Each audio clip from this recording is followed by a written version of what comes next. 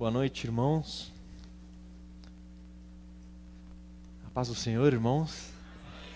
Boa noite, vocês não respondem, só respondem. Tá frio, né, irmãos? Aqui dentro melhorou, mas lá fora tá complicado hoje. Hoje só Deus para aquecer os nossos corações quando eles estão frios também, com os dias como o de hoje. E nesse frio, quero que você abra a sua Bíblia em Oséias. Onde fica Oséias?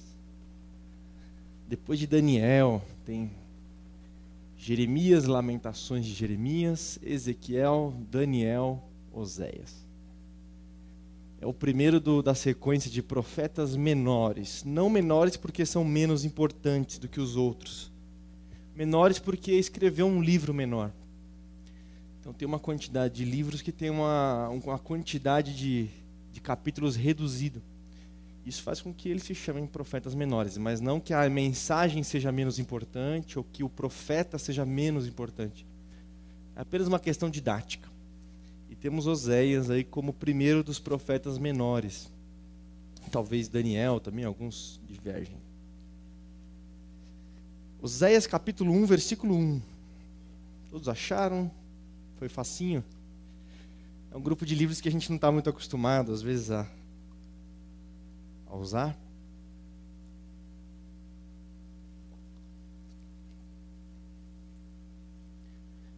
Eu vou usar a versão NVI hoje, então se você perceber alguma diferença, apenas detalhes, tá bom?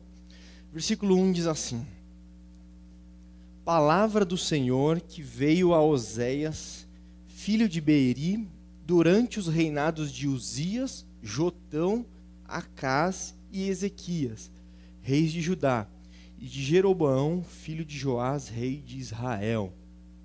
Aí o versículo 2. Quando o Senhor começou a falar por meio de Oséias, disse-lhe: Vá, tome uma mulher adúltera e filhos da infidelidade, porque a nação é culpada do mais vergonhoso adultério por afastar-se do Senhor. Até aqui.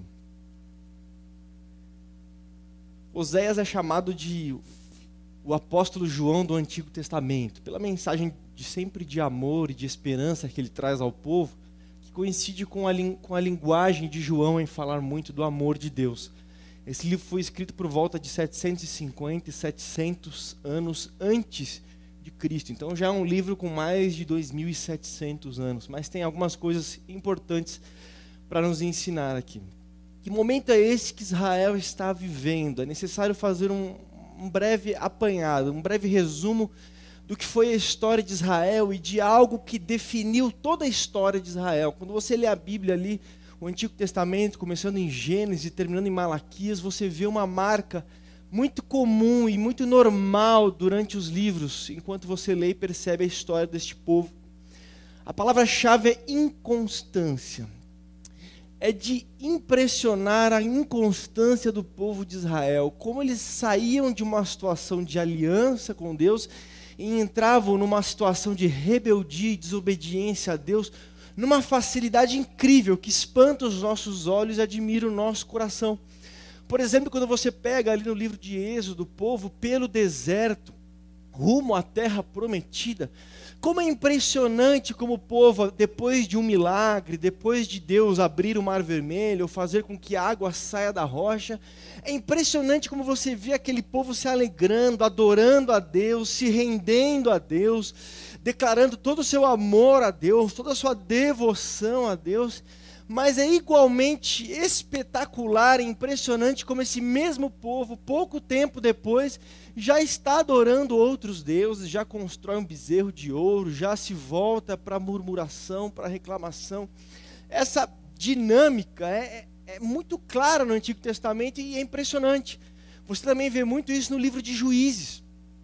Porque depois que o povo saiu do deserto, aquela geração padeceu no deserto, mas alguns e a nova geração, eles entraram na terra prometida, a terra foi separada por tribos ali, começaram a correr diversos ataques de fora. E quando o povo se afastava de Deus, Deus entregava o povo nas mãos dos inimigos. Aí é interessante como o povo, quando estava ameaçado por inimigos, estava sendo atacado por inimigos, o povo voltava-se para Deus. Deus, nós nos arrependemos, Deus, e buscavam o Senhor de coração.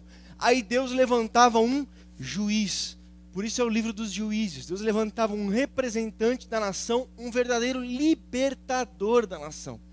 E aquele libertador era usado, o povo era livre, o povo era restaurado, e aí passava algum tempo, de novo eles se derramavam em idolatria.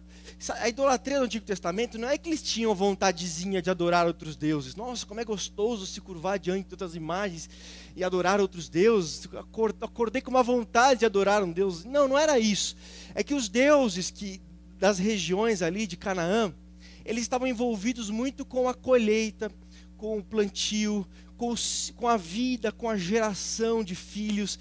Então algumas coisas tornavam muito atrativas a adoração de Deus. Por exemplo, quando a colheita atrasava, já se perdia a confiança um pouco em Deus e pensava, puxa, talvez eu tenha que adorar algum Deus voltado especificamente para a colheita, como talvez Baal, entre outros, que vão me ajudar a obter essa colheita. Então havia interesses por trás, não era aquele desejozinho só de adorar um ídolo.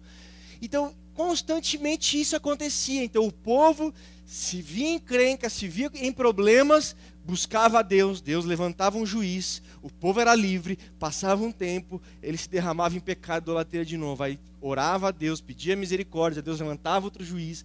Essa mesma história várias vezes no livro de Juízes. Impressiona essa inconsistência, essa inconstância do povo de Israel. Aí depois do período dos juízes, vocês conhecem a história que eles pediram um rei a Deus. E Deus lhe deu um rei chamado Saul, os irmãos sabem a história, que depois ele se perdeu. Deus levantou Davi, um homem segundo o coração de Deus. Depois de Davi vem Salomão. Depois de Salomão vem Roboão. E por problemas de administração, o reino é dividido. Reino do sul e reino do norte. Então começa-se aí duas linhas ao mesmo tempo de monarquia, de reinado. O reino do norte, todos os reis foram maus, mas o reino de Judá também teve essa marca de inconstância. Muitas vezes levantava-se um rei que colocava ordem na casa e restaurava a leitura das escrituras, destruía os altares, mas ali no final da vida ele se perdia também, e toda a nação se perdia com ele. Ou então ele morria, vinha outro rei que não tinha compromisso com Deus e a nação se perdia. Até que outra hora, outro momento, vinha outro rei, se levantava e aí o povo era restaurado, mas depois se perdia de novo. Aqui a profecia é no reino do norte. Oséias profetiza para o reino do norte, aquele reino em que todos os reis foram maus. Todos os reis não andaram em bons caminhos. E aqui, depois de muitos reis, já se levanta Oséias para profetizar. Chegamos em Oséias, nós enxergamos uma história interessante aqui no versículo 2. Olha o que diz, eu vou ler mais uma vez, você pode só acompanhar ouvindo. Quando o Senhor começou a falar por meio de Oséias, primeira coisa que eu noto aqui, olha que dificuldade começar o ministério dessa forma, né? Era o começo do ministério ali profético de Oséias e olha o que já acontece.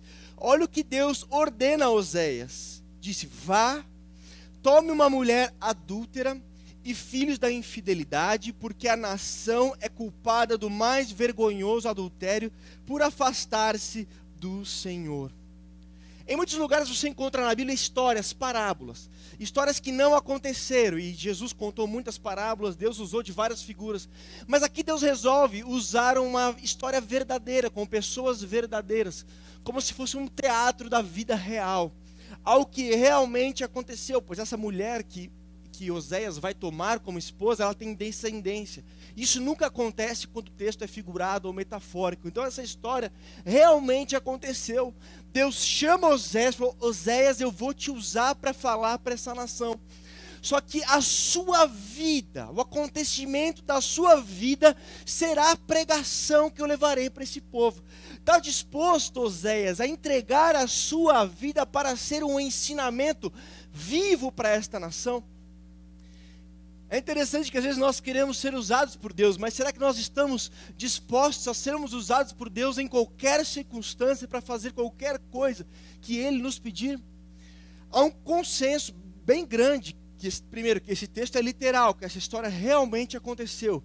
E que esta mulher, que é chamada de adúltera, até aqui ela ainda não havia adulterado. Ela era filha de um homem, de um casal, ela não havia ainda adulterado, não havia se casado, mas Deus já estaria antecipando para Oséias o que essa mulher faria com ele. Olha que dureza, parece Márcia, casos da vida real. Onde Deus chega para Oséias: Oséias, você vai casar com uma mulher, e essa mulher vai te trair. Deus, eu posso não casar então? De repente eu posso ficar no celibato, né, Deus? Tranquilo, é melhor não casar, porque só quem já foi traído para saber a dor que é uma traição, a dificuldade que envolve essa situação. Mas Deus diz: Oséias, encontre uma esposa, você vai se casar com uma mulher, só que ela vai te trair lá na frente. Só que isso faz parte do meu ensinamento para o povo. Você aceita isso, Oséias? Todo mundo quer ser profeta, né? Mas uma hora dessa, Deus, tem outro ministério para mim, de repente, um mais tranquilo, assim, que não envolva. Puxa, minha vida vai ficar comprometida, né? Esse assunto casamento é muito sério, eu vou ficar totalmente comprometido com essa história. É interessante que o profeta, ele se coloca debaixo da orientação de Deus. Nós sabemos que Deus há de recompensar todos aqueles que são fiéis à sua palavra e se colocam nas suas mãos, mesmo em casos como esse, em que a confiança em Deus tem que ser total. E ele se casa com uma mulher chamada Gomer, filha de Diblaim. Você encontra isso em Oséias, no capítulo 1, versículo 3. Então uma aliança é feita. Essa aliança Deus está colocando como uma figura da aliança dele com o povo de Israel. A aliança que ele havia estabelecido com o seu povo é prefigurada, é demonstrada por meio desta aliança de Oséias e Gomer. Já antecipando para ela, assim como Deus também já sabia que Israel não andaria por bons caminhos no futuro, Oséias também já sabia que esta mulher andaria por caminhos errados lá na frente. E nós, como cristãos, como igreja, também entramos numa aliança com Deus, onde passamos ali a ter um relacionamento com Ele. 2 Coríntios capítulo 5, versículo 17 diz: se alguém está em Cristo, é nova criatura, as coisas velhas se passaram, eis que tudo se fez novo. Efésios capítulo 2, versículo 1 diz que Deus nos deu vida, estando nós mortos em delitos e em pecados.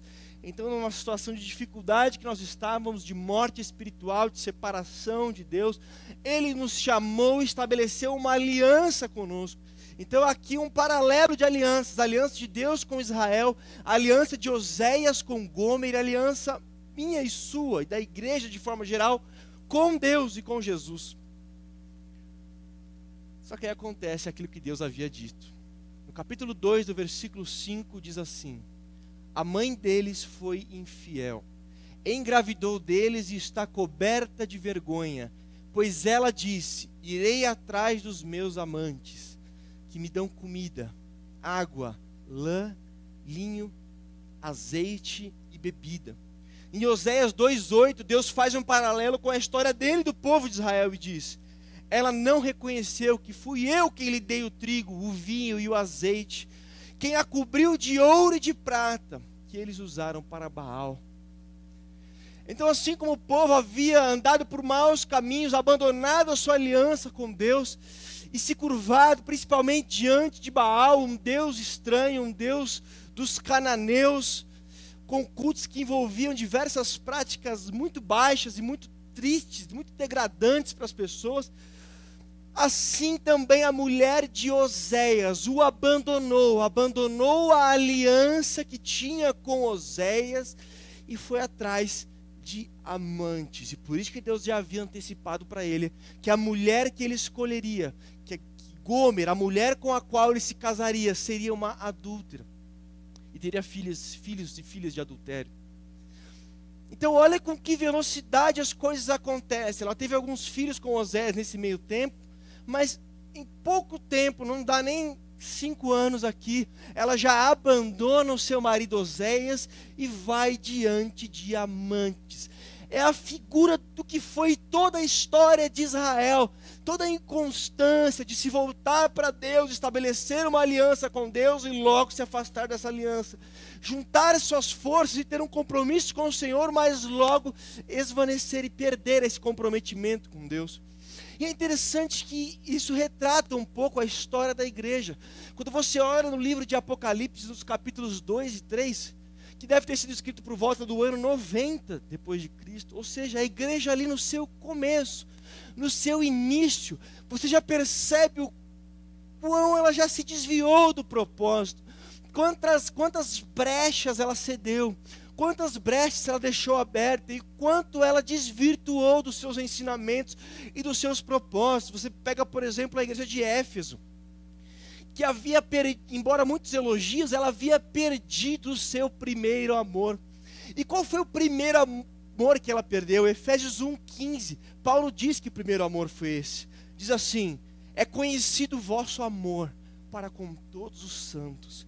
Então uma igreja onde no momento ela era conhecida pelo amor que um irmão tinha pelo outro, uma igreja que era conhecida pela fraternidade de todos, porque amar a Deus sem amar o irmão, isso é impossível. A Bíblia diz que isso não é verdade. Alguém que não ame o seu irmão e não sinta isso por ele, não viva isso para com ele, e venha a um culto, por exemplo, e diga eu amo a Deus, a Bíblia, João diz que isso é impossível, isso não pode acontecer. Então esse primeiro amor que a igreja perdeu, que está ali em Efésios capítulo 1, versículo 15, é justamente essa intensidade em favor dos irmãos, este amor que deve envolver o laço entre os cristãos, entre os santos. E eles perderam isso tão rápido, em tão pouco tempo. Você também vê a igreja de Pérgamo. Todas essas igrejas ficavam no lugar onde hoje é a Turquia.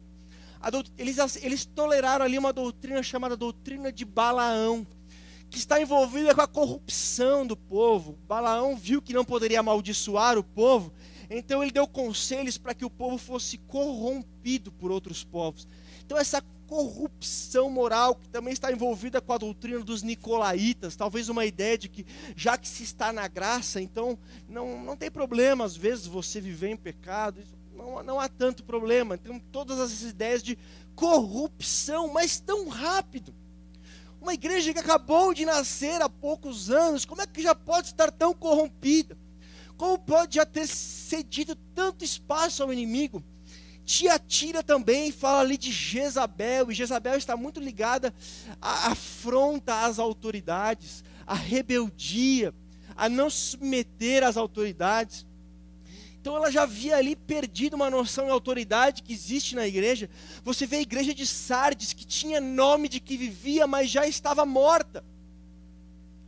Ela foi tão influenciada, Sardes era uma cidade tão contaminada, tão difícil, tão pecaminosa, que a igreja não suportou a pressão e cedeu a esse trabalhar mundano do inimigo e do próprio mundo principalmente, cedeu a isso, a tal ponto que a única coisa que distinguia a igreja de Sardes como igreja era o nome. Porque no resto, na prática, no pensamento, na conduta do dia a dia, ela já havia perdido os seus traços de cristianismo, a beleza do cristianismo. E mesmo assim, é um detalhe aqui, que Jesus mesmo assim chama todas elas de igreja. Jesus não desistiu delas, simplesmente porque elas perderam aquela pureza, alguns detalhes, algumas brechas que foram abertas. Jesus ainda continua chamando de igreja e convocando ao arrependimento. Mas impressiona como foi fácil que as coisas aconteceram. Irmãos, pensando um pouco na nossa vida, eu às vezes me impressiono comigo mesmo, no sentido de quantas vezes eu estabeleço alguns propósitos na área espiritual para a minha vida e eu não cumpro. Eu estabeleço algumas metas, estabeleço alguns compromissos, mas que em pouco tempo parece que já ficam esquecidos, são como uma neblina. E a intensidade de alguns momentos se perde. E há momentos assim que eu fico, puxa vida, a minha vida agora espiritual está num caminho tão excelente, eu estou crescendo tanto, que Que intimidade que eu estou crescendo aqui com Deus, em oração, em secreto, e no estudo da palavra, e numa intimidade tão gostosa com Deus que vai crescendo. E nesse momento nós fazemos promessas, nós projetamos grandes coisas no relacionamento com Deus, mas eu fico às vezes assustado comigo mesmo, com minha inconstância. Como isso muitas vezes não tem uma durabilidade maior, não tem uma constância maior. Às vezes nós, como igreja, experimentamos alguns momentos, mas que duram muito pouco, como acontecia com Israel nos seus compromissos, como acontecia com os propósitos e alianças que Israel estabelecia com Deus. Eles se arrependiam, retornavam, e quando você pensava, agora vai, logo Israel decepcionava de novo. Então, muitas vezes eu me pego muito decepcionado comigo mesmo, por não ser aquilo que eu gostaria de ser e aquilo que eu sei que Deus tem para a minha vida. Eu não sei se esse é o seu caso nessa noite, mas é para você essa palavra. Para você que normalmente se pega, vamos dizer assim, decepcionando a Deus. Não que ele já não soubesse que isso aconteceria, mas quando você vai e parece, não, agora eu vou visitar, e agora eu vou instituir uma ONG, e agora eu vou abrir um trabalho assim, e agora eu vou discipular tantas vidas, e agora eu vou fazer. Mas quando você encontra essa pessoa 1 mês depois, 2 meses depois, todo aquele desejo se perdeu, todo aquele brilho se perdeu, toda aquela intimidade se perdeu, e a gente acaba entrando naquele marasmo espiritual, naquele andamento das coisas onde nós simplesmente existimos. Já se sentiu assim, que você percebe que está aquém de onde deveria estar? Que apesar da aliança que nós temos com Deus, nós acabamos pisando na bola com Ele, nós acabamos não agindo como deveríamos agir. Às vezes os mesmos pecados nos pegam da mesma forma, e nós continuamos falando do mesmo jeito que falávamos, e o que mais nos distingue é apenas o nome de cristãos, muitas vezes, porque quando nós vamos ver no nosso dia a dia, nós não agimos como cristãos. Isso é muito triste, porque é uma situação de infidelidade para com Deus. Isso entristece a Deus. É a mesma coisa que Oséias. Imagine agora um Oséias entristecido. Sim, Deus falou para ele que a mulher que ele tomaria seria adúltera, mas uma coisa é você saber que vai acontecer, outra coisa é você ver a situação acontecendo. Quem sabe Oséias tinha alguma esperança de, não, eu vou dar o meu amor para ela de tal forma que ela não vai procurar amantes ou nenhuma outra coisa. Mas a coisa acontece.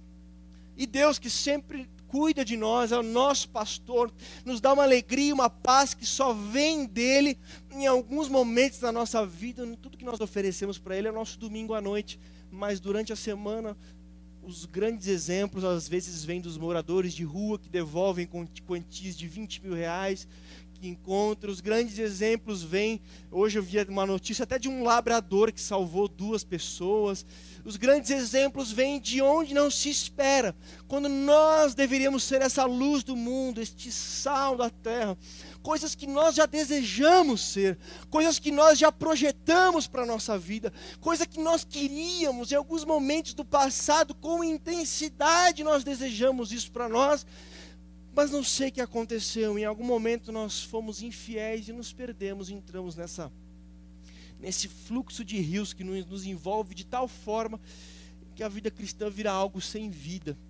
E na verdade, se nós existíssemos ou não, do ponto de vista do cristianismo, não faria muita diferença, pela influência que nós causamos por ser muito pequena. Depois disso, Oséias capítulo 2, versículo 7 diz assim: ela correrá atrás dos seus amantes, mas não os alcançará. Procurará por eles, mas não os encontrará. Então ela dirá: voltarei para o meu marido como no início, pois eu estava bem melhor do que agora. Isso aqui é uma nostalgia espiritual, irmãos. Já aconteceu com você? Você lembrar as fases da sua vida espiritual que você sabia que você estava melhor com Deus? Às vezes eu me pego no passado e em alguns momentos que tinha um brilho nos meus olhos e um fogo no meu coração, que quando não estão mais, às vezes até vem o inimigo que ele fala, não, isso é maturidade espiritual, entendeu? Então você está mais maduro agora, naquela época. Puxa, será que maturidade é um negócio tão ruim assim? Será que alguém está querendo a minha maturidade? Porque eu não quero mais, porque às vezes, como é difícil às vezes lembrar de algumas fases. Quando eu era jovem, nós tínhamos alguns louvorzões aqui. Como era gostoso que você fazia tudo e não tinha dificuldade. Ah, mas tem 15 horas de ensaio. Ah, não tem problema. Nós vamos botar para quebrar e vamos montar. Às vezes, os dias de hoje, vai ter meia hora de ensaio. Meia hora? Já toquei 500 vezes essa música. Para que meia hora de ensaio, 1 hora de... Sabe, aí você começa a olhar, puxa, lembra aquela época que eu entrava no meu quarto mais vezes, fechava a porta e a última pessoa com quem eu falava por muito tempo no dia era Deus. Eu passava ali um tempo com Ele, conseguia abrir meu coração para Ele. Puxa, isso se perdeu na minha vida. Eu pegava a Bíblia e página após página tinha coisas que saltavam e abriam nos meus olhos. Eu falava, li isso várias vezes, mas nunca percebi que tinha isso aqui. Olha, é Deus falando com você. De repente você se pega numa fase da sua vida, onde é que eu estou? Será que eu viajei no tempo, onde você não sabe onde você está, e você fala, será que eu cresci? Será que eu avancei no tempo, voltei no tempo? Será que realmente eu estou melhor? Já se pegou parando e analisando a sua vida espiritual, não deixando simplesmente a vida te levar, mas percebendo aquilo que você já teve um dia com Deus e aquilo que você tem hoje? Se realmente aquilo que você tinha não era melhor, não era mais profundo, se você já não viveu alguns momentos com Deus que eram mais íntimos com Ele, onde você realmente tinha um gozo e uma paz diferente do que tem hoje. Não só às vezes uma sensação de que o dever foi cumprido, eu fui na igreja, eu li a Bíblia, eu dei meu dízimo, mas nós tínhamos algo diferente. Talvez você tinha algo diferente com Deus e que em algum lugar da sua história isso foi perdido.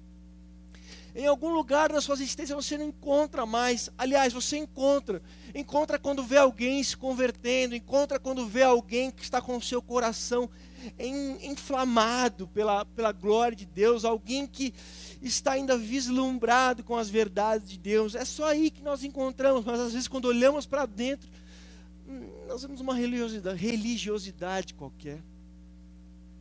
E aí a gente se lembra, puxa, aquela época era tão boa. E não é uma nostalgia vazia, onde você simplesmente fica, aquela época assim era boa, agora é ruim, aquela época é legal, essa época não... Não é um desejo de trazer de volta aquilo que dá para ser trazido. É não se conformar com algumas coisas que foram perdidas. Como Gomer diz aqui, puxa, eu estava bem melhor lá, eu vou voltar. Então há coisas que nós temos que buscar e resgatar para as nossas vidas. Coisas que foram tiradas de nós, um brilho que foi tirado da minha e da sua vida. E nós temos que parar e olhar, puxa, não está legal aqui. Eu posso ter aí aprendido algumas coisas mais ou menos, mas eu não tenho aquela vida que eu tinha antes, aquela vida em abundância que eu já senti uma vez. Quando você vê a parábola do filho pródigo, por exemplo, em que ele foi e perdeu tudo, aí desejou comer a comida dos porcos, mas ele caiu em si uma hora e disse, puxa, está alguma coisa errada comigo. Os servos de meu pai estão passando bem e eu estou aqui nessa situação. Eu queria talvez que você tivesse um desespero santo hoje no seu coração, se esse é o caso, de você se lembrar de momentos em que a sua vida cristã era algo mais vivo, mais sólido, mais verdadeiro, que hoje já não é mais tanto assim. Que se crie no seu coração esta nostalgia santa, junto com uma indignação santa, de que Deus, eu quero de volta aquilo que eu perdi. Eu estava melhor lá, eu tinha mais naquela época, eu tinha algo contigo, Deus, que eu perdi e não tenho mais hoje, mesmo frequentando uma igreja e cumprindo com os meus deverzinhos espirituais. Há uma vida, Deus, que eu não tenho mais, eu quero isso para mim. Quando eu olho, por exemplo, o Salmo 137, versículos de 1 a 4, eu disse esse texto no acampamento, vou repetir, isto aqui é centenas de anos depois, quando o povo está cativo na Babilônia, o reino de Judá, o reino do sul foi levado para a Babilônia. E lá em Babilônia eles estavam em volta de um rio. E vamos ler o que o texto diz. Cativos, foram levados para fora da sua nação. Olha o que diz assim o texto. Pode ouvir, não precisa abrir se você não quiser. Junto dos rios da Babilônia, ali nos assentamos e choramos, quando nos lembramos de Sião. Eles longe de casa, longe de sua terra, levados cativos para a Babilônia. Eles lembraram de Sião e choraram. Sobre os salgueiros que há no meio dela, penduramos as nossas harpas. Pois lá, aqueles que nos levaram cativos, nos pediam uma canção. E os que nos destruíram, pediam que nos alegrássemos, dizendo: cantai-nos uma canção de Sião. Mas eles dizem: como cantaremos a canção do Senhor em terra estranha? Como cantaremos a Deus o nosso louvor de coração, se temos trilhado por caminhos estranhos? Porque as coisas não têm volta, irmãos. Quando você realmente tem uma aliança com Deus e percebe Deus e vê o que Ele faz na sua vida, nada mais vai satisfazer você. Não adianta a organização que nós fizermos aqui. Não adianta o mais engraçado, ou divertido, ou eloquente que um pregador possa ser aqui. Você quer aquilo. Você quer aquela alegria. Enquanto aquela alegria não tem, se eu tomar a minha harpa, como diz aqui o pessoal em Babilônia, tomar a harpa e cantar canções do Senhor de alegria, seria apenas falsidade. Seria apenas algo totalmente exterior, sem realidade espiritual.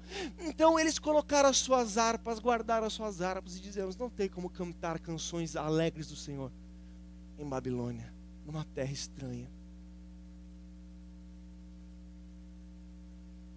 Quando eu olho a igreja de Laodiceia, uma igreja que eu não citei quando eu falei das igrejas do Apocalipse, olha o que Jesus vai dizer para a igreja de Laodiceia: Laodiceia, você não é frio nem é quente, mas é morno. Jesus era muito bom de geografia. Esse texto aqui é mais complexo do que você possa imaginar. Algumas pessoas usam esse texto para o seguinte sentido: quem dera você fosse um super crente espiritual ou fosse um desviado, mas porque você é um crente mais ou menos, então é pior. Não é isso que o texto está falando. Não é disso. Jesus está usando a geografia do local para explicar uma verdade. Ele está dizendo assim: Laodiceia, você não tem as águas quentes de Herápolis. E Herápolis era uma cidade próxima de Laodiceia, onde existiam fontes termais, onde a água nascia quente. As águas eram extremamente quentes e eram úteis na área de medicina, no tratamento de alguns problemas com pele e outros detalhes. Então, Herápolis era útil de alguma forma. Outra cidade que ficava ao lado de Laodiceia era Colosso. Lá em Colosso a água era extremamente fria, gelada, e era muito agradável aos viajantes que passavam por lá e aos próprios moradores de lá, que poderiam se refrescar e matar a sua sede. Então, tanto quem era quente como quem era frio, Colosso e Herápolis, eram úteis, exerciam uma influência, tinham uma utilidade, tinham uma influência. Mas Laodiceia fez um canal de pedra de 8 quilômetros para levar a água quente para Laodiceia. Mas quando a água chegava em Laodiceia, ela já não mais estava quente, ela estava morna e às vezes até um pouco barrenta. É por isso que Jesus diz: olha, você não é útil, você não tem utilidade, você não... Colossos é algo bom, porque lá a água é fria, é algo bom. Em Herápolis a água é quente, é algo bom, é algo útil, mas você é inútil. O que eu vou fazer com essa água morna? Não tenho o que fazer. E queira Deus que nós não paremos nesse estágio espiritual em que, indiferente a nossa existência ou não, a nossa influência é zero ou mínima. Às vezes é difícil, né? Tem aquele texto de Marcos, capítulo 8, versículo 24, é um texto que eu acho bastante engraçado, onde há um cego que Jesus vai curar ele, Jesus vai curá-lo, mas vai curá-lo por etapas. E depois Jesus ora por ele, ele começa a ver homens como árvores. Há muitos cristãos nesse estágio, queridos. Por quê? Como é que você define essa pessoa que vê homens como árvores? Ele é cego? Não. Alguma coisa ele está vendo, então ele não pode ser dito que ele é cego. Mas ele enxerga? Também não. É um negócio meio estranho, assim. Às vezes nós ficamos um negócio meio estranho, sabe? Que o pessoal olha para a gente, é cristão? Cristão não é, porque cristão mesmo tem ali as marcas, as escrituras. Tá? Mas é um ímpio? Não, não é ímpio, não é. Então, sabe, fica nessa área meio nebulosa, meio indefinida, que não se sabe direito o que se é. Às vezes nós nos encontramos assim, é hora de definição. Olha o que Laodiceia dizia: estou rica, adquiri riquezas e não preciso de nada. Jesus dá um show de geografia e história nesse texto com Laodiceia. Jesus não era um cara alienado que não sabia o que estava acontecendo no mundo. Não, ele sabia. Porque no ano 60 depois de Cristo, Laodiceia, que foi destruída por causa de um terremoto, ela reconstruiu Laodiceia e disse: Roma, não precisamos da sua ajuda, nós vamos reconstruir a nossa cidade sozinhos. E conseguiram reconstruir sozinhos, sem a ajuda de Roma. E por causa disso ela dizia: eu estou rica, adquiri riquezas e não preciso de nada. Ela pegou aquilo que aconteceu na sua história, no seu relacionamento com Roma, e estava entendendo espiritualmente da mesma forma. Achando que também ela estava bem espiritualmente, tranquila, não precisava de nada, quando não estava bem. E Jesus vai dizer: não sabes que é miserável, pobre, cego e nu. E Deus começa a trabalhar com o orgulho daquela cidade. Ele diz assim: olha, vocês devem comprar de mim ouro. Mas isso era uma afronta para Laodiceia, que era muito famosa pela sua alta atividade bancária na época. Aí Jesus disse: olha, vocês precisam comprar roupas brancas de mim. E Laodiceia, que era famosa por tecer mantos de lã negras, lãs muito belas, até hoje na região da Turquia há dessas ovelhas que são negras e servem para tecer belos mantos. Aí Jesus vem: olha, vocês têm esses mantos, só que vocês precisam comprar outro tipo de manto de mim. E ele diz ainda: olha, vocês precisam comprar colírio de mim. Por que ele disse isso? Porque existia uma escola médica que triturava uma pedra chamada pedra de Frígia. E essa pedra triturada, ao máximo, misturava-se com óleo e servia-se de colírio. E Laodiceia era famosa por esse colírio. Aí Jesus está dizendo: não interessa o que vocês têm, a questão é que espiritualmente vocês não têm e precisam perceber isso. Há momentos que nós temos que entender quando nós não temos. Há momentos que nós temos que entender quando nós não estamos bem. Há momentos que nós temos que parar e não deixar a coisa correr e o barco continuar e o navio seguir. Nós temos que parar e dizer: não, eu estou bem, eu me lembro de como eu era, eu me lembro de como eu orava, eu me lembro de como eu lia a Bíblia, eu me lembro de como eu amava o meu irmão, eu me lembro de quando eu me compadecia dos necessitados, eu me lembro do que um dia eu já fui. As coisas não podem continuar assim. Deus, eu quero de volta o que eu já tive uma vez. Porque algumas vezes, queridos, é muito tarde. Sansão, quando se lembrou de como Deus agia através da vida dele, já foi numa situação onde ele teve que sacrificar a sua própria vida.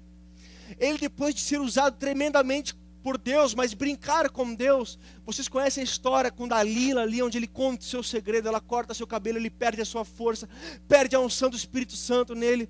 Ele deveria ter clamado pela presença de Deus antes, mas quando ele estava no templo de Dagon, lá onde já não havia mais como ele destruir aquele templo e sair com vida, ele se lembra de como ele era usado por Deus. Ele se lembra de como Deus já o havia usado tremendamente em tempos passados. Ele se lembra de quando o Espírito Santo se apossava, se apoderava dele, coisas tremendas aconteciam. E o único pedido que ele pôde fazer é: Deus, pelo menos desta vez, volta para mim. Mas nós não precisamos que seja assim pelo menos esta vez.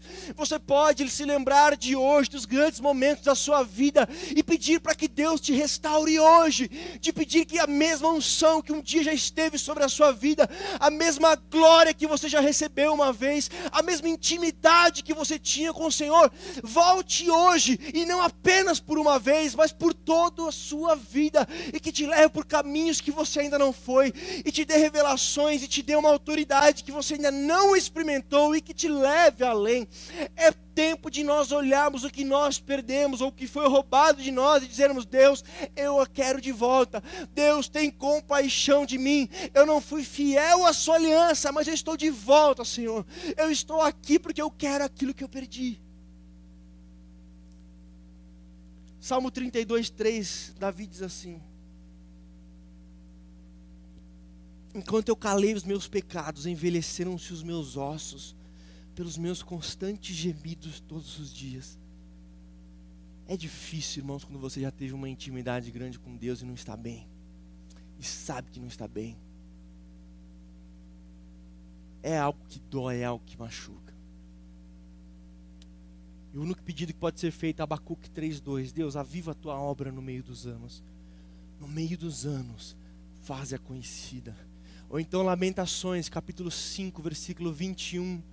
Jeremias olha para a destruição do povo de Deus. Se você ler o capítulo 52 de Jeremias, talvez é um dos capítulos mais tristes da Bíblia, onde você vê o povo de Deus, que foi tão infiel, que veio uma nação de fora, a Babilônia, e esmagou o povo. E ali você tem o retrato da destruição. E Jeremias, o profeta chorão, escreve um livro só para lamentar essa situação, só para descrever a tristeza que ele tinha no coração por ver aquilo, por ver aquela situação que o povo de Deus, que outrora experimentou milagres de Deus e grandezas de Deus, agora está. E no finalzinho do livro ele diz: converte-nos a ti, Senhor, e seremos convertidos. Renova os nossos dias como antigamente. Deus, traz de volta aquela glória. Deus, traz de volta. Traz de volta, Senhor. Traz de volta, Senhor. Já experimentei tantas coisas, já vivi tantas coisas. Eu sei quem Tu és, eu sei como é a Tua voz, eu sei como é o Teu toque. Traz isso de volta, Senhor. Restaura isso na minha vida. Senhor, eu não sei onde eu me perdi nessa frieza e os meus pecados. Eu não sei, Senhor, o que aconteceu comigo, mas assim como Gomer falou, eu vou voltar, porque lá eu estava melhor. Que seja a sua oração, se esse é o seu caso.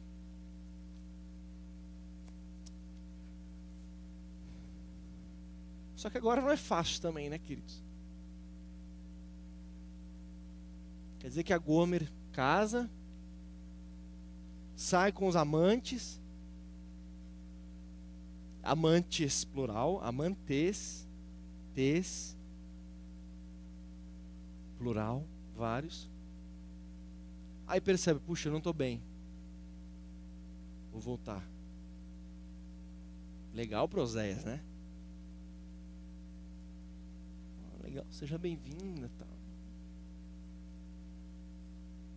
O que será que vai acontecer aqui?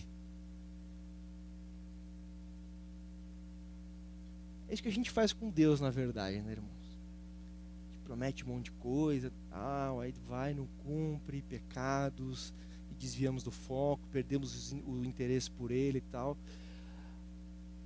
Aí de repente um dia a gente percebe aquele vazio, aquela falta de paz, a gente percebe aquilo que eu disse, nós estávamos melhor e tal. Ah, vou voltar.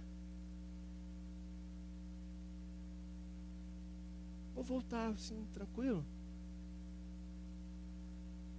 O que nos faz pensar que simplesmente assim que nós poderemos voltar e seremos recebidos de braços abertos? Você faria isso? Mas vamos ler então o que Deus vai dizer aqui. Oséias capítulo 2, versos 14 e 15. Então Gomer entendeu que não estava bem e falou: eu vou voltar para casa. Oséias capítulo 2, versos de 14 a 15. Portanto, vou atraí-la, vou levá-la para o deserto e vou falar-lhe com carinho. Ali devolverei a ela suas vinhas e farei do vale de Açor uma porta de esperança. Ali ela me responderá como nos dias de sua infância, como no dia em que saiu do Egito. Olha Deus também se lembrando do tempo em que o povo tinha intimidade com Ele também. Deus está dizendo, volta. Pode voltar, Israel. Se você voltar, eu vou te tratar com carinho. Enquanto Israel não voltou, eles foram levados para o cativeiro assírio. Depois disso, foram levados para o cativeiro assírio e tal, mas os braços estão abertos, os braços estão estendidos. Versículo 19 e 20. Eu me casarei com você para sempre. Eu me casarei com você com justiça e retidão, com amor e compaixão. Eu me casarei com você com fidelidade, e você reconhecerá o Senhor. Versículo 23 do capítulo 2. Eu a plantarei para mim mesmo na terra. Tratarei com amor aquela que chamei não amada. Direi àquela chamado não meu povo, direi, você, meu povo. E ele dirá, tu és meu Deus. Que Deus precioso, né, irmãos? Que a gente pisa na bola, se desvia, faz o que não agrada. E aí a gente se sente mal, sente o vazio, percebe que está errado, sente o peso da culpa, percebemos que não estamos bem. Aí voltamos para casa. Aí como voltamos para casa, o que é normal de não ser recebidos, Deus pega e dá essas palavras de carinho. Em 1 João capítulo 1, versículo 7, ele diz assim, que o sangue de Jesus os purifica de todo o pecado. A gente volta para casa, e quando a gente volta para casa, o sangue era símbolo da própria vida. Sangue fala de vida. Quando a gente volta para casa, a gente encontra a vida de Cristo sendo dada a nós. Aí, quem sabe, podemos usar Isaías capítulo 1, versículo 18. Ainda que os vossos pecados sejam como a escarlata, se tornarão como a neve. Ainda que sejam vermelhos como o carmesim, se tornarão brancos como a lã. Isaías capítulo 43, versículo 25. Eu sou o Senhor que apago as tuas transgressões, e dos teus pecados não me lembrarei mais.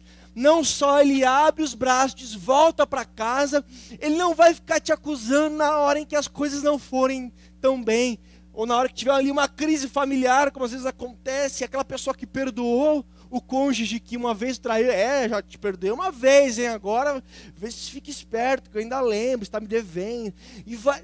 Com Deus não é assim, Ele diz simplesmente, eu não vou me lembrar mais. Foi sincero o arrependimento, foi de verdade que você quis voltar, você realmente quis um compromisso comigo, então eu não me lembro mais. Se aquilo foi verdadeiro, aquilo está apagado da minha memória.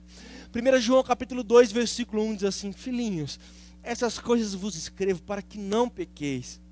Mas, se acontecer isso, se acontecer esse acidente, se acontecer esse problema com a sua vida, tendes um advogado junto ao Pai, Jesus Cristo o justo. Então, querido, se você está numa situação assim hoje, em que você chegou aqui meio desanimado, sabendo que você não está vivendo aquela essência do que Deus tem para você, e talvez você está até constrangido de tantas vezes que você já falhou com Deus, que você já pisou na bola com Deus, e hoje você chega muitas vezes até um pouco chateado e sem graça de voltar para casa, de se voltar para Deus, de restabelecer as promessas que um dia que você fez, de restabelecer os propósitos que uma vez você fixou para a sua vida, de estabelecer e trazer de volta os projetos que você sonhava para com Deus.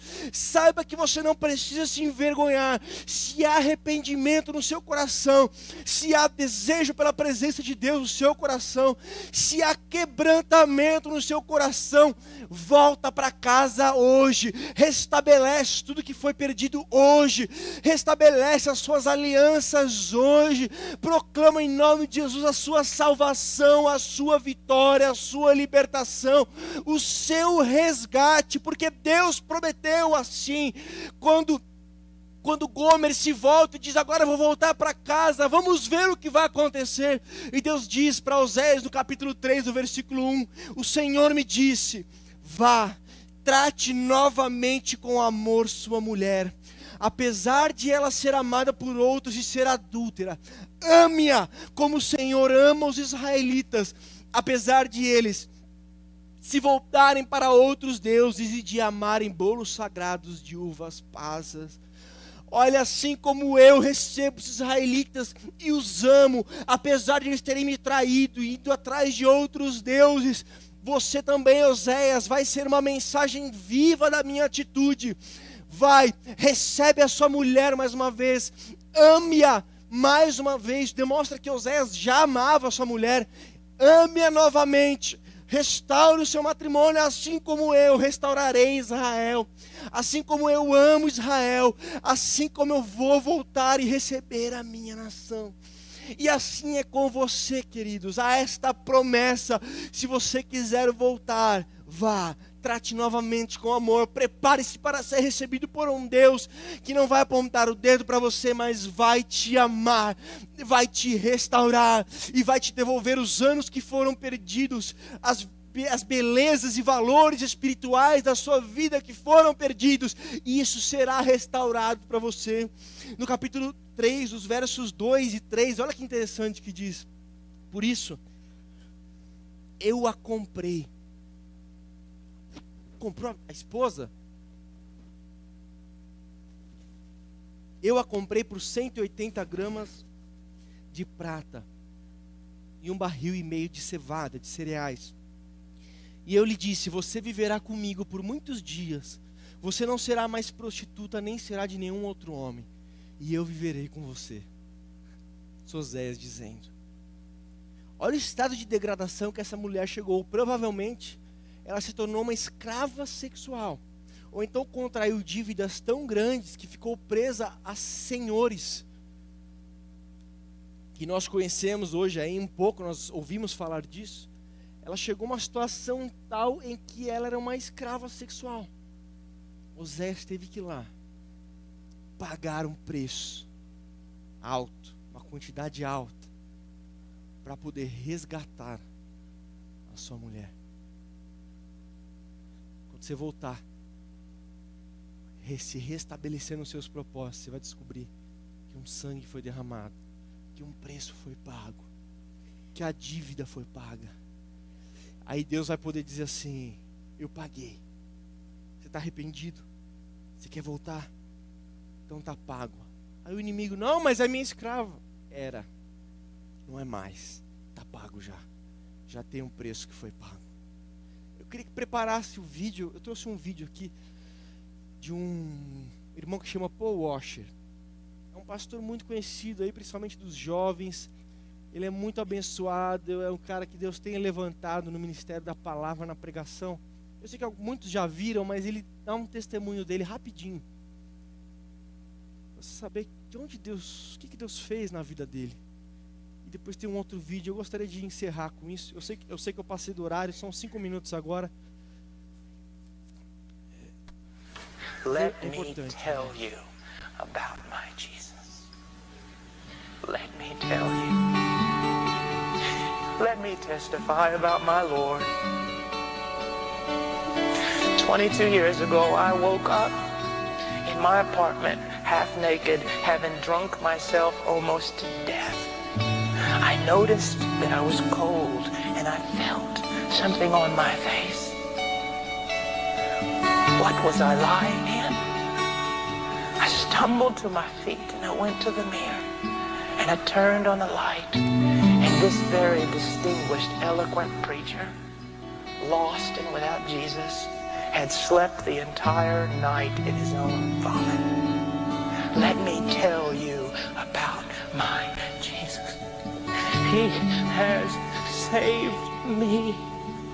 When I was such a wretch, you would not have wanted to run me down with your car.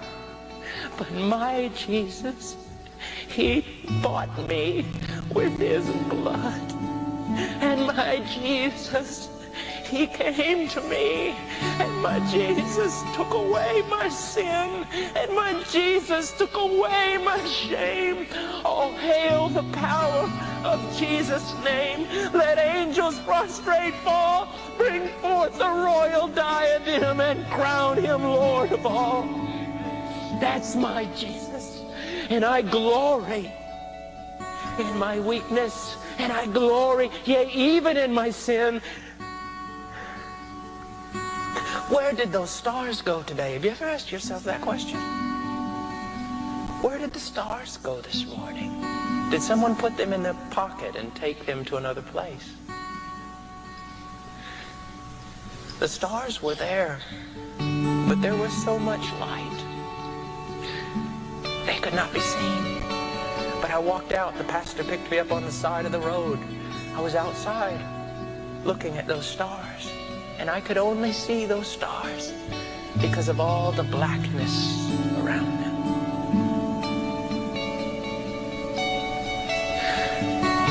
Sometimes young men will ask me, Brother Paul, what's the secret? How is it that you preach the way you do? How is it, Brother Paul, that you talk about things like that? How is it that we see the power of God? What's your secret, Brother Paul? He found me in a pool of vomit. That's my secret. That there are not many wise or noble. I am the chiefest of all sinners. I was the lowest of the low. And that's what Jesus does. That's my secret. I had nothing. That's my secret. And you were probably much prettier than me on the outside, but I can assure you, you were not any prettier than me on the inside. They say to me, they say, how do you pray like that? How do you preach like that? I mean, what did you learn in your devotional time? No, you don't understand. He saved me. He saved me. Where's that great motivation? Did you get it from some verse you read? You don't understand. He saved me from what I was. There's no key except I was the worst in the pack. He saved me. What else needs to be done to motivate me? What else needs to be done? Is it salvation enough?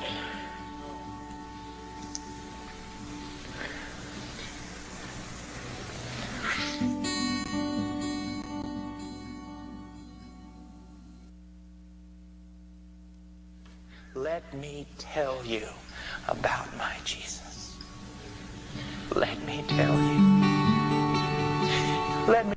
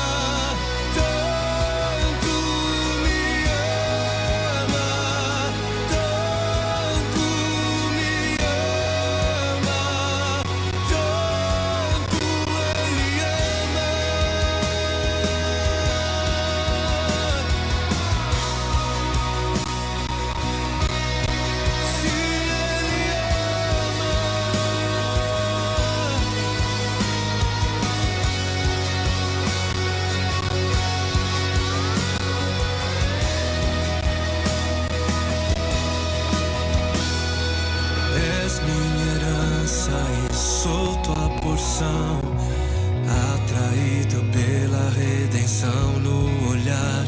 Se a graça é como um oceano, estou me afogando.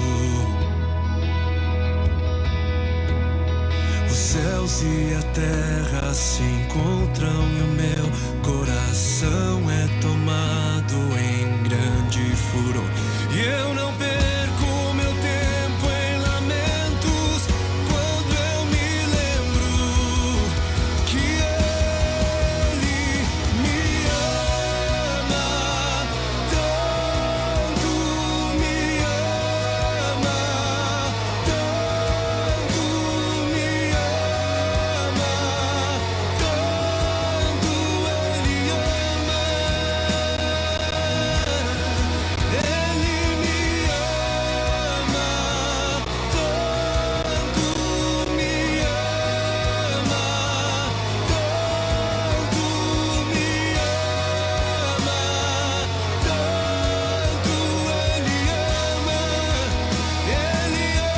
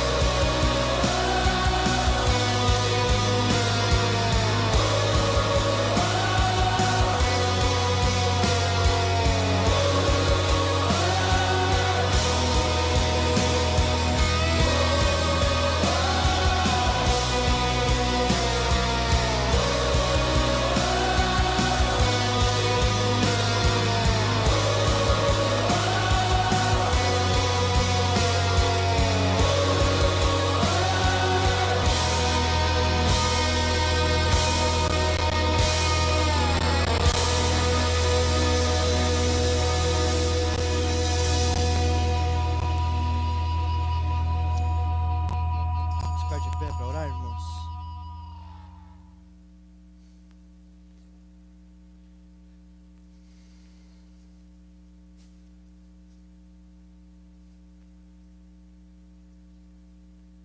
Oséias 3:2, mais uma vez. Por isso eu a comprei por 180 gramas de prata e 1,5 barril de cevada. E eu lhe disse: você viverá comigo por muitos dias, você não será mais prostituta, nem será de nenhum outro, e eu viverei com você.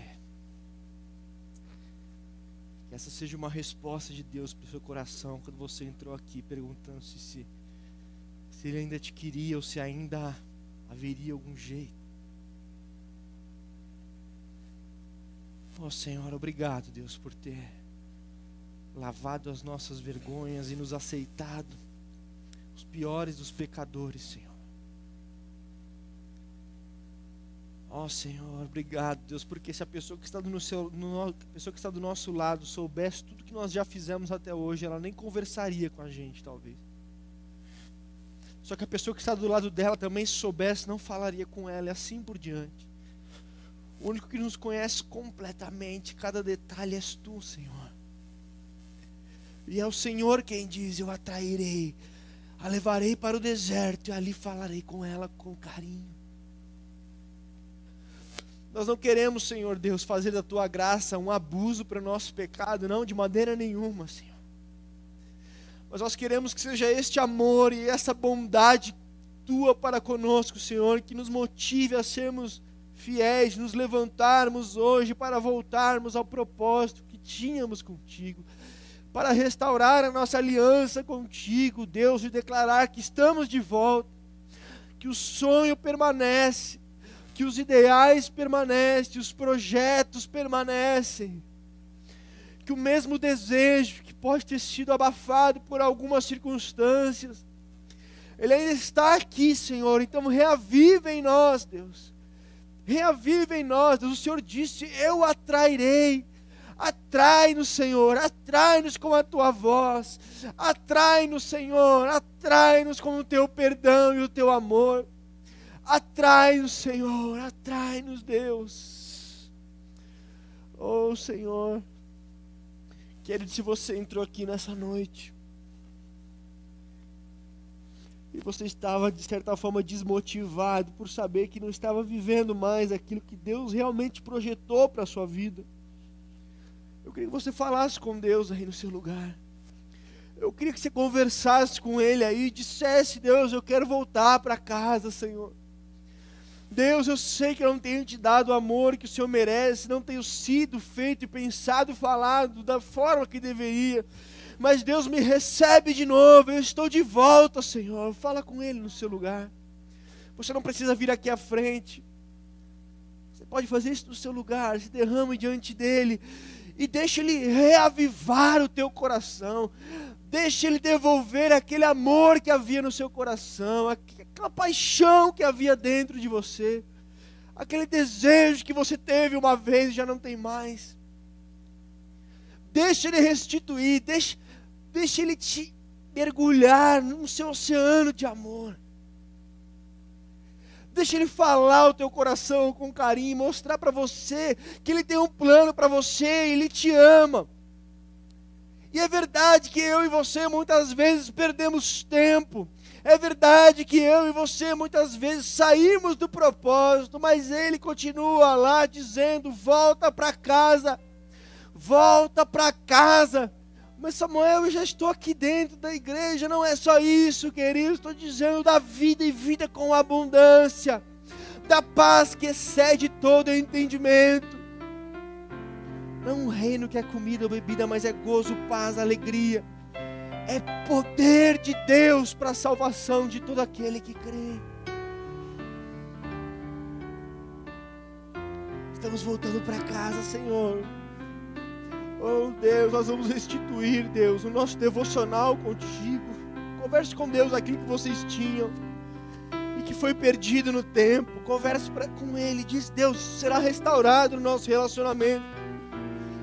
Deus, o Senhor está de braços abertos para mim, então eu estou voltando, Deus, e vou restaurar coisas que se perderam na caminhada. As pessoas vão perceber que eu vou falar diferente, vou agir diferente. Eu sou teu, Senhor, eu sou teu. Sou só teu, Senhor. Sou só teu. Deus, me perdoa se às vezes eu fui diante de outros ídolos. Materialismo, egoísmo, tantos ídolos, Deus, que nos cercam. Nós queremos ser só teu, Senhor. Só teu, Senhor. Só teu, Senhor. Recebe-nos. Recebe-nos. E fala-nos com carinho, Senhor. Fala-nos carinho. Este culto voltando para casa. As nossas camas, Senhor. Vamos cantar este cântico. Quero voltar ao início de tudo, encontrar-me contigo, Senhor. Quero rever meus conceitos e valores. Eu quero reconstruir. Vou regressar ao caminho, vou ver as primeiras obras, Senhor. Eu me arrependo, Senhor. Me arrependo, Senhor.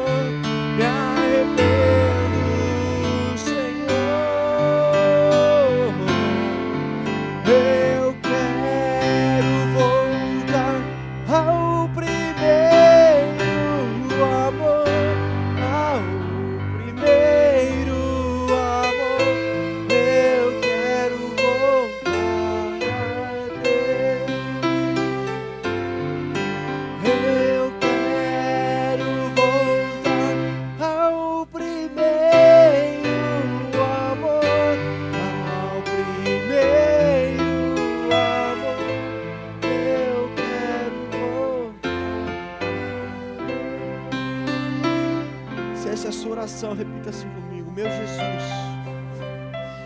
Jesus querido, eu volto para Ti hoje, com todas as minhas forças,